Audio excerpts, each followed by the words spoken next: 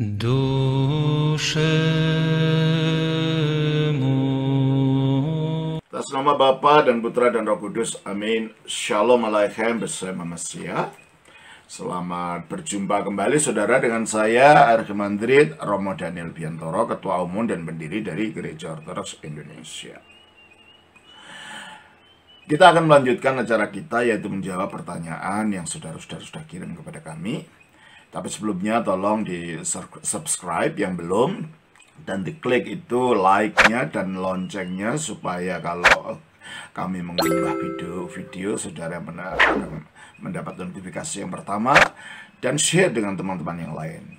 Dan jika saudara merasa terbeban untuk ikut membantu pelayanan ini untuk makin berkembang, saudara bisa mengirimkan persembahan kepada nomor rekening bank yang ada di bawah video ini. Dan kalau saudara ingin belajar lebih lanjut atau ingin mengetahui lebih dalam tentang iman ortodoks ini, saudara bisa mengunjungi salah satu daripada cabang-cabang kami yang ada di tempat-tempat yang daftarnya ada di belakang akhir daripada video ini. Dan kalau saudara ingin, kalau di tempat saudara, dekat tempat saudara belum ada cabang, saudara ingin ada cabangnya, saudara bisa menghubungi Romo Yakobus yang nomor teleponnya ada di bawah ini. Nanti kita atur bagaimana kita bisa datang ke sana untuk memberikan pelajaran dan membuka cabang di sana. Kita perintisan. Terima kasih.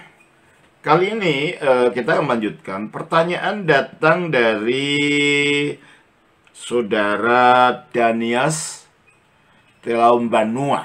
Bunyinya begini. Salam Romo, semoga Romo sehat selalu. Saya mau bertanya, apakah roh kemanusiaan Yesus terjadi saat di kandungan Bunda Maryam atau sudah ada sejak purbakala di mana inkarnasi belum terjadi? Terima kasih. Berbicara mengenai roh kemanusiaan.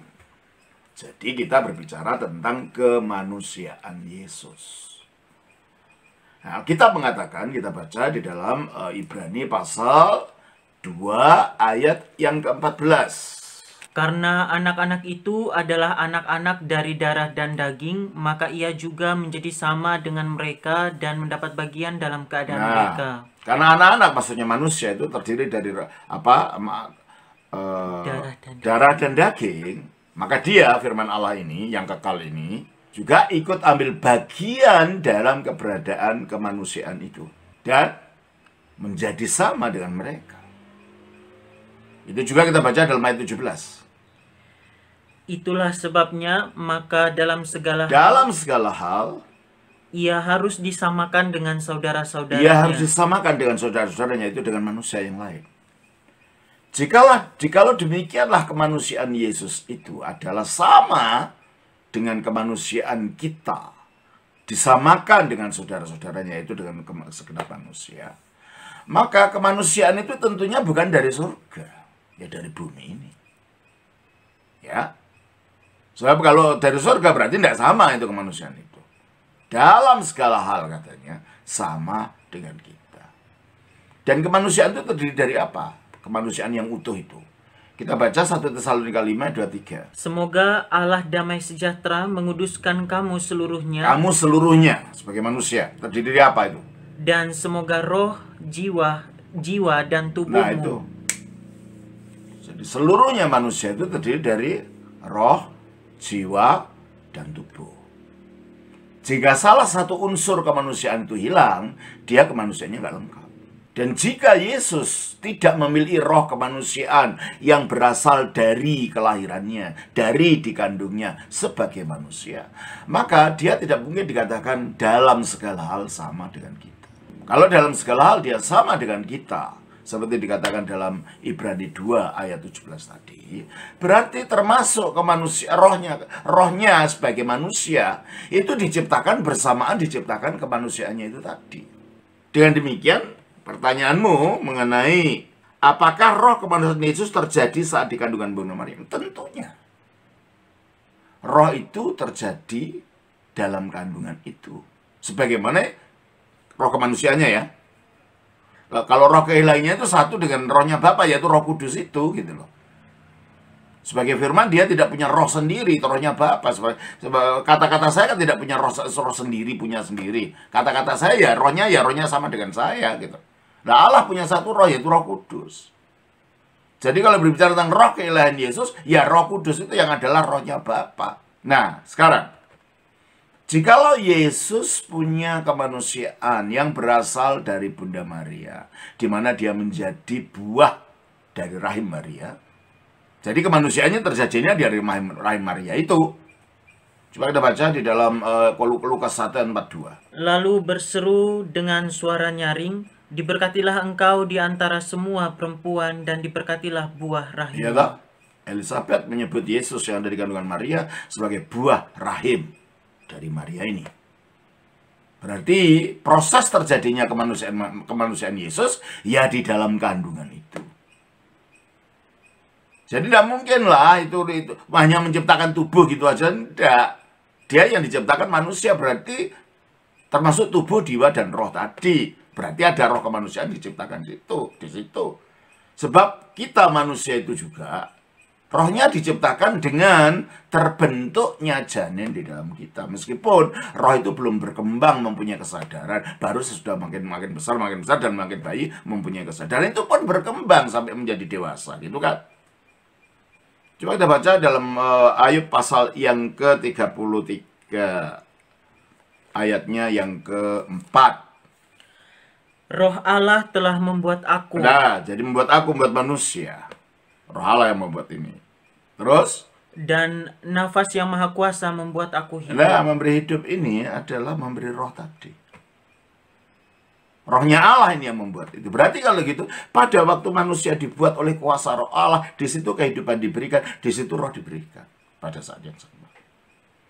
Nah, kalau Yesus menjadi manusia, yang tadi adalah firman, mengambil kemanusiaan sebagai buah rahim Maria, menjadi manusia yang sempurna, sama seperti kita dalam segala hal, menurut Ibrani 2:17 tadi, berarti juga roh kemanusiaannya terjadi pada saat Roh Kudus menciptakan ovumnya Maria itu menjadi tubuh kemanusiaan Yesus. Jadi roh kemanusiaan Yesus terjadi di dalam proses dia menjadi manusia itu. Kemanusiaan itu diciptakan di dalam perutnya Maria, dalam kandungan Maria, lalu diambil sebagai wujud penampakannya, wujud kemanusiaannya ketika dia lahir dari Maria itu. Coba kita baca dari Filipi 2 ayat 6 dan 7. Yang walaupun dalam rupa Allah, tidak menganggap kesetaraan dengan Allah itu sebagai milik yang harus dipertahankan. Walaupun dalam rupa Allah, karena dia firman-Nya Allah. Dia tidak menganggap kesetaraannya artinya kesatuan dalam keilahian. Kesetaraannya dengan Allah dalam hal keilahiannya satu dengan Bapa, karena firman Allah juga memiliki kodrat Allah karena berada di dalam Allah. Terus ini tidak dipertahankan, direlakan untuk ditinggalkan, direlakan untuk tidak dinampakkan meskipun ada di situ. Terus melainkan telah mengosongkan dikosongkan dirinya supaya kodrat keilahiannya, kuasa keilahiannya tidak nampak, sehingga terus dan mengambil rupa seorang hamba. Terus? Dan menjadi sama sehingga dia mengambil kemanusiaan itu. Jadi sama dengan manusia. Kalau sama dengan manusia, berarti kemanusiaannya juga sama dengan kita, memiliki roh kemanusiaan, melalui jiwa kemanusiaan, melalui tubuh kemanusiaan. Karena manusia terdiri dari roh, jiwa, dan tubuh tadi. Berarti kalau gitu roh kemanusiaannya Yesus itu terjadi bersamaan terjadinya kemanusiaan itu di dalam perutnya Maria. Lalu diambil oleh firman Allah itu, disatukan dengan kodrat aslinya, kodrat ilahinya, menyatu dalam satu pribadinya, lahir jadi manusia, namanya Yesus Kristus. Jadi kalau begitu, kesimpulannya, roh kemanusiaan Yesus itu terjadi dengan proses diciptakannya kemanusiaan itu dalam perutnya Maria. Sehingga dia membentuk kemanusiaan yang sempurna dalam segala hal sama dengan kita, yaitu kemanusiaan yang terdiri dari tubuh, jiwa, dan roh. Jadi rohnya manusianya Yesus itu ya nggak kekal. Yang kekal itu Roh Kudus. Yang adalah rohnya Bapa, di mana Yesus menyatu dengan Roh Kudus itu di dalam Bapa, dan Roh Kudus itu diam dalam Yesus. Bukan dalam Yesus, dalam Firman maksudnya.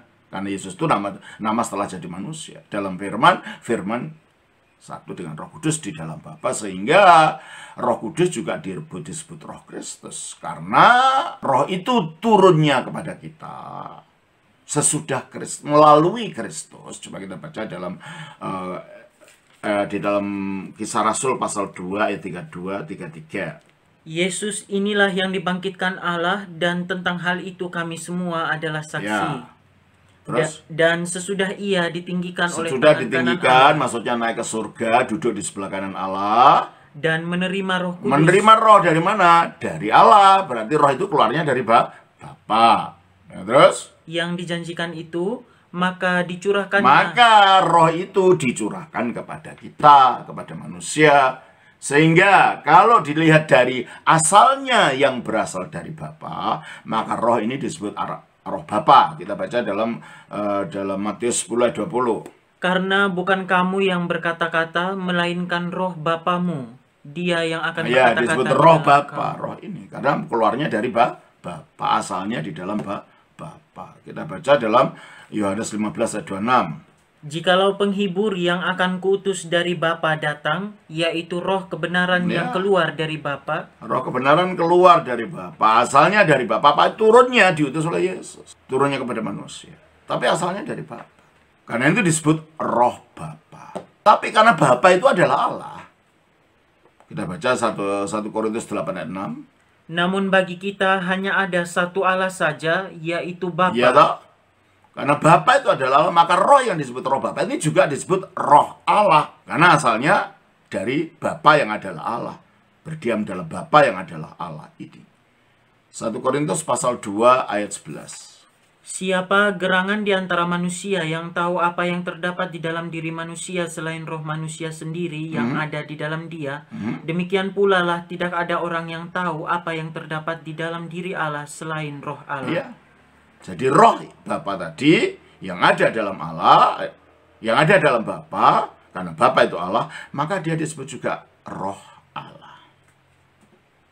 Nah sekarang, karena roh yang disebut Bapa ini, disebut roh Allah ini, disampaikannya kepada kita oleh Kristus yang sudah bangkit dan dimuliakan itu.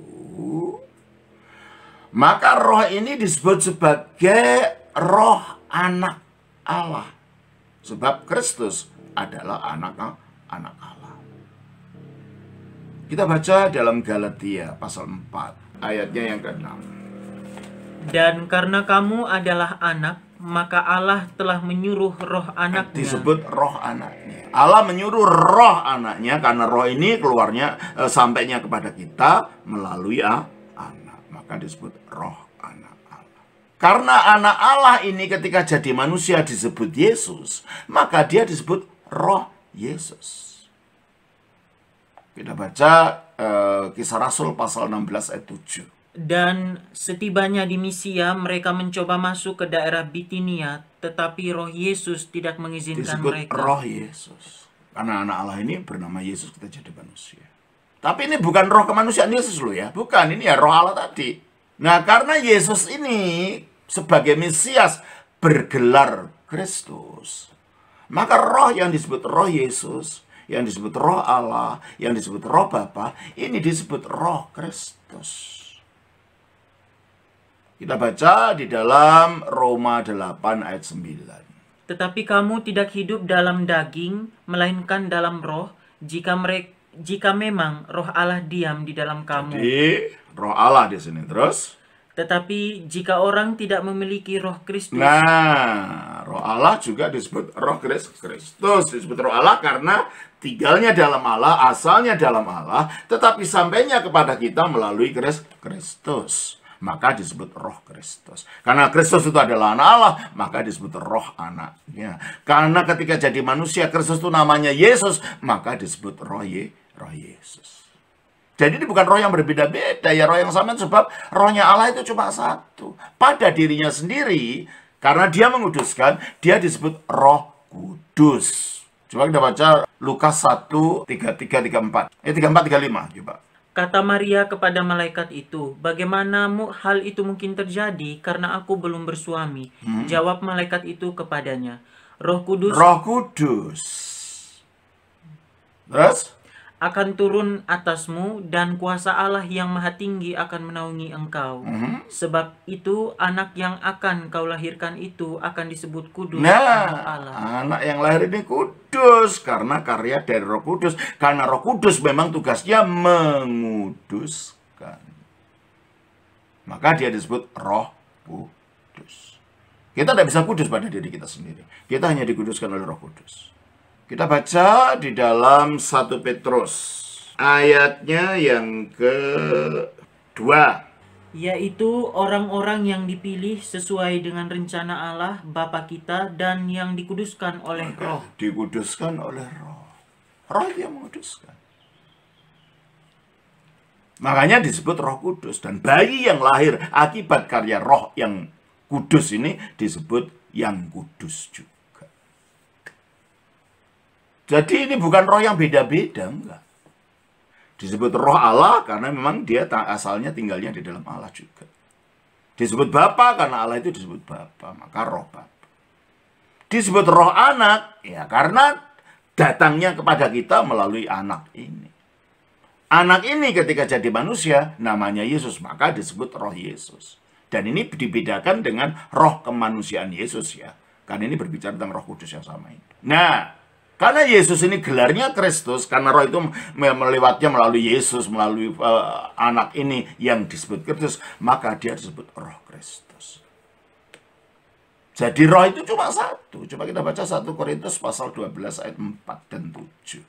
1 Korintus pasal 12 ayat 4 dan 7. Ada rupa-rupa karunia, tetapi satu roh. Satu roh, tidak banyak roh. Ayat 7. Tetapi kepada tiap-tiap orang dikaruniakan. Ayat 11, Pak. Ayat 11. Tetapi semuanya ini dikerjakan oleh roh yang satu. Oleh roh yang satu. Tidak banyak rohnya. Hanya karyanya itu banyak macam-macam, maka disebut dengan macam-macam sebutan tadi. Dan hubungannya di dalam Tritunggal itu hubungan dengan Bapakah atau hubungan dengan Kristus. Disebut sesuai dengan gelar masing-masing hipostasis di dalam Tritunggal yang esa ini. Jadi jangan kacaukan ya roh Yesus sebagai Roh Kudus yang lewatnya kepada kita melalui Yesus. Dengan roh kemanusiaan Yesus, ya memang itu bagian dari kemanusiaan Yesus. Yang terjadinya adalah ketika kemanusiaan Yesus diciptakan oleh roh yang sama ini di dalam perut Bunda Baru Maria. Jelas ini ya? Ya, saya kira begitu. Kiranya itu menolongmu dan kiranya ini menjadi berkat. Atas nama Bapa dan Putra dan Roh Kudus. Amin.